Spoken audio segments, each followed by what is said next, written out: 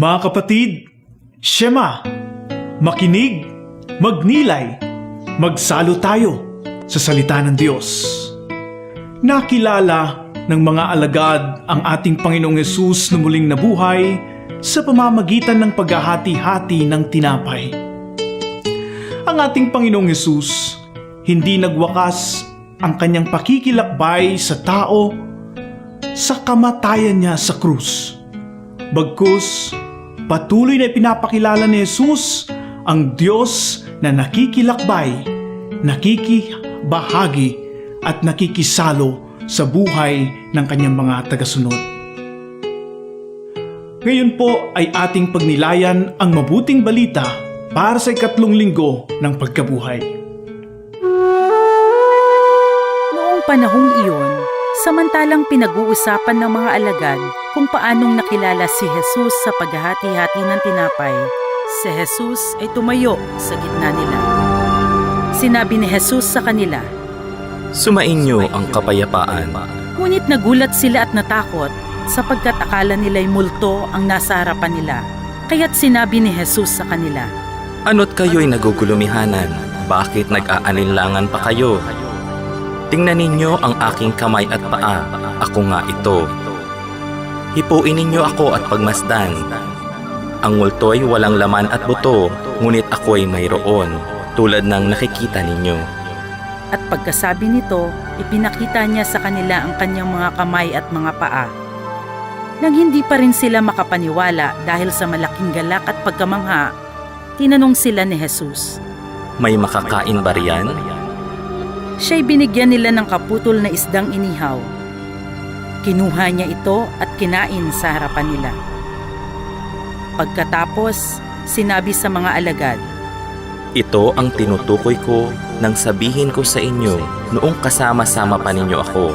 Dapat matupad ang lahat ng nasusulat tungkol sa akin sa kautusan ni Moises, sa mga aklat ng mga propeta at sa aklat ng mga awit." At binuksan niya ang kanilang mga pag-iisip upang maunawaan nila ang mga kasulatan. Sinabi niya sa kanila, "Ganito ang nasusulat. Kinakailangang magbata ng hirap at mamatay ang Mesiyas at muling mabuhay sa 3 araw. Sa kanyang pangalan, ang pagsisisi at kapatawaran ng mga kasalanan ay dapat ipangaral sa lahat ng bansa magmula sa Jerusalem. Kayo ang mga saksi sa mga bagay na ito."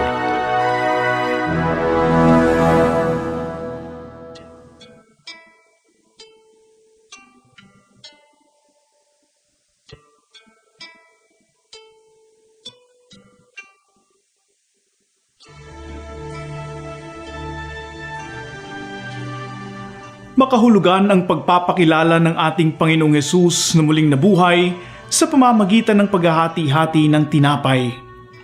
Ang tinapay na nahati-hati ay walang iba kundi ang katawan ng ating Panginoong Hesukristo na iniaalay para sa kapatawaran ng kasalanan at kaligtasan ng sanlibutan.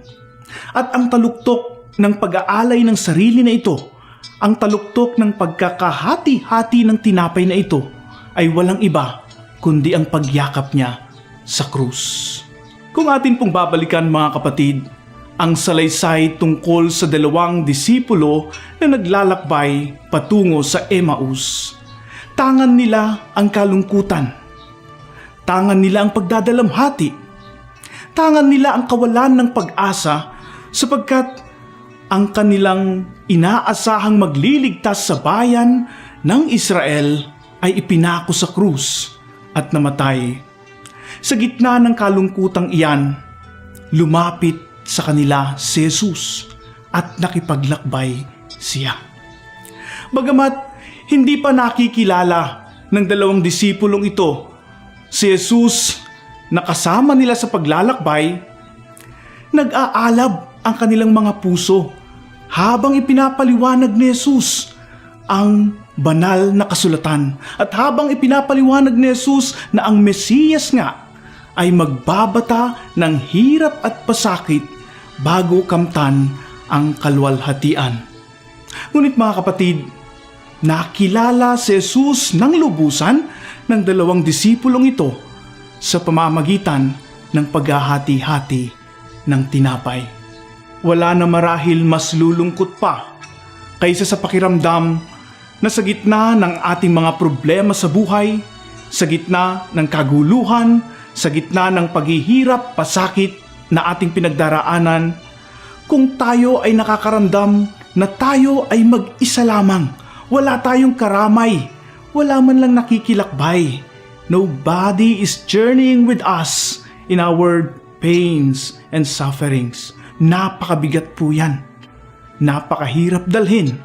Ngunit kung malalaman po natin na mayroong mga taong handang dumamay sa atin, handang makipaglakbay sa ating mga karanasan, handang damayan tayo sa lahat ng ating pinagdaraanan, sapat na po yan na magbigay sa atin ng kagaanan ng loob at sapat na po yan na magbigay sa atin upang masabi natin, meron akong kadamay, meron akong kamanlalakbay sa aking pinagdaraanan.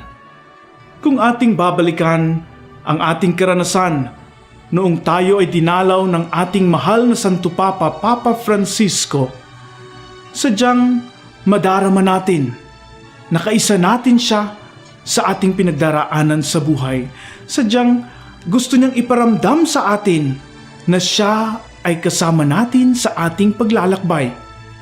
Kaya nga sa gitna ng banta ng bagyo, nagpatuloy pa rin sa pagpunta sa Tacloban ng ating mahal na Santo Papa upang makapiling ang ating mga kapatid na nagdurusa dulot ng bagyong Yolanda.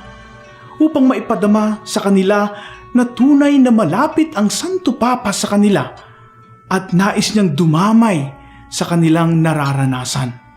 Nais niyang iparating na siya ay nakikilakbay sa anumang pinagdaraanan nila. At higit sa lahat mga kapatid, nais niyang ipadama hindi lamang sa mga kapatid nating nasa Tacloban kundi sa ating lahat ng mga Pilipino na ang Diyos ay nakikilakbay at kasama natin. Tunay nga na mas lalo nating nakikilala ang Panginoong Hesus na nakikilakbay sa pamamagitan ng ating pakikibahagi at pakikisalo sa buhay ng ating kapwa.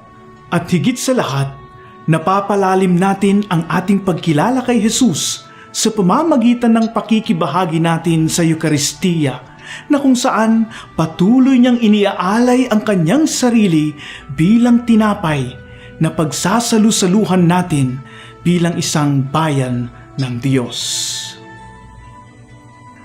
Ngayon po ay inaanyayahan ko kayong samahan akong manalangin.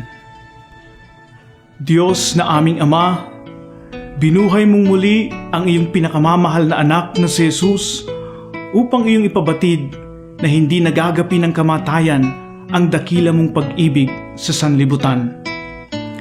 Dahil sa walang pasubali mong pag-ibig, ipinamalas mo na nais mo pa ring makilakbay sa aming lahat sa pagtahak sa landas ng buhay.